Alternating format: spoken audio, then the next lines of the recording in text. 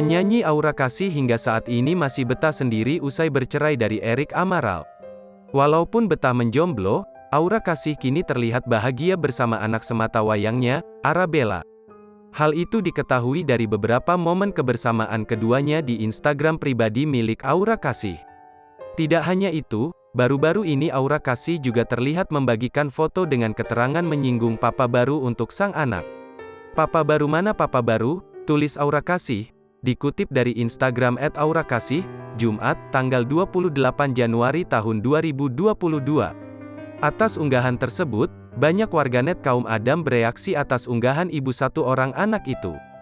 Hingga saat ini komentar dalam unggahan pemeran film PSP, Gaya Mahasiswa telah mencapai 2000 komentar di dalamnya.